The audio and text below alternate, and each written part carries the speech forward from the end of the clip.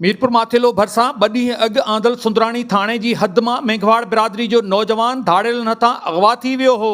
वारसन मुगवी जी बाज़ियाबी लाइ SSP office ॾाढो एहतियात करे धरणो हयो आहे। ऐं उन खां बाद में इनखे धकणी बेहोशी जी हालत में छॾे विया आहिनि। पोइ पुलिस पंहिंजी फॉर्मेलिटी पूरी करण जे लाइ सिर्फ़ु आई आहे।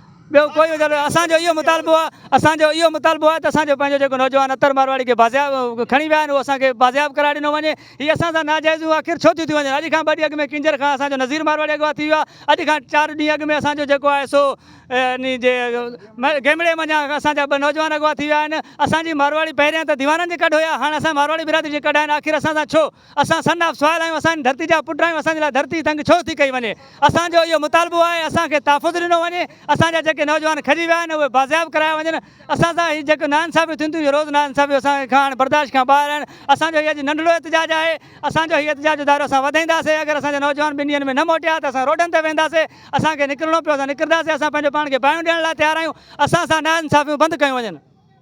ॻोठ जहानपुर शरीफ़ वासी अतुर मेघवाड़ 2 ॾींहं अॻु आंदल सुंदराणी थाणे जी हद मां धाड़ियल हथां अगवा थी वियो हो। औरतुनि ऐं मर्दनि खेसि बाज़ियाबी लाइ SSP ऑफिस ॾाढो एहतियाजी मुज़ाहिरो करे धरणो हणी पुलिस ख़िलाफ़ सख़्तु नारेबाज़ी कई आहे।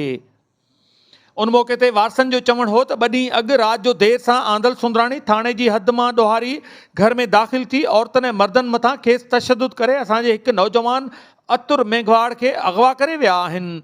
मुंहिंजे पुट खे खणण लॻा, पोइ अमर भॼी आहे, पुट खे छॾायो आहे, पोइ मथे में धक हणिया आहिनि। अगवा ज़ोरे करे विया मुंहिंजे चाचे खे। हा, मूंखे बि धक हणिया आहिनि, पुठनि में हणिया आहिनि, मथे में धक हणिया आहिनि। मुंहिंजो वापसि करायो, मुंहिंजो चाचो वापसि करा ॾियो।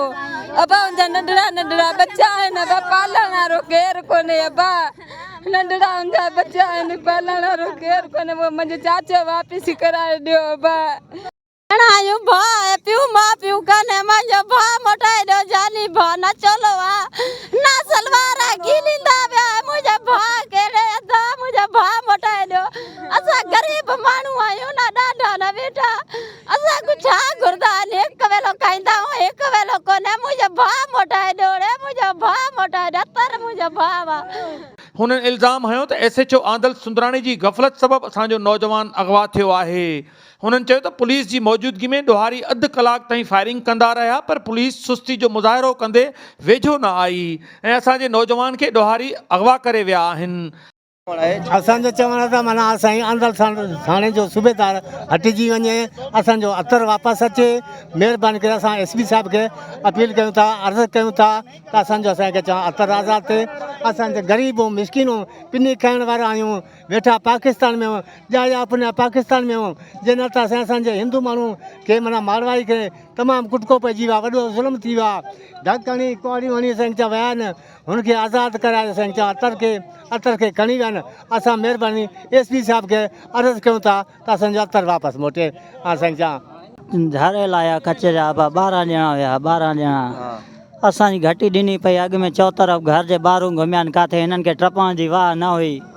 साईं फ़क़ुद्दीन शाह जी ओताकू खटि खणी लोहे जे मथां उभी करे हुनजे मथां टपिया आहिनि, टप ॾिना अथनि। 8 ॼणा अंदरि घिरी आया आहिनि, 4 ॼणा जेके हुया हथियारनि सां उहो ॿाहिरूं चइनि पासनि कुंडनि ते बीह रहिया आहिनि, मथां ॿाहिरूं वारो माण्हू कोन अचे। बाक़ी 8 ॼणा जेके अंदरि लथा आहिनि उहो असां जागदा रहियासीं। अची हुननि असांखे लठियुनि जी वसकार लाइ ॾिनऊं। आख़िर में हिकु माण्हू असांजो पूरो करे हुनखे अगवा करे कमनि में सटी आया। 4-5 ॼणा हुनखे गिले विया, वरी वापसि आया आहिनि 4 ॼणा। उन्हनि अची मूंखे धक हयां आहिनि, हेॾे होॾे मां छिपकियूं ॾिनियूं अथमि, छॾाइण जी कोशिशि कई अथमि। आख़िर में मां न वञी सघियुमि। जेॾी महिल चयोमानि मां मरी वेंदो, माण्हू कोन हलंदो, माण्हू मुंहिंजे वठी हलण में मूंखे तव्हां अॻु न ई कोन हलंदो, मां मरी वेंदुमि। असीं सिंध जे वॾे वज़ीर सैयद मुराद अली शाह, DIG सखर पीर मोहम्मद शाह ऐं SSP घोटकी खां मुतालबो कयूं था त असांजो अगवा थियल नौजवान फौरी तौर ते आज़ादु करायो वञे। ॿी सूरत में सॼी सिंध में मेघवाड़ बिरादरी पारां एहतियात कयो वेंदो। कैमरामैन टीम सां गॾु अशरफ बुखारी, मीरपुर माथेलो।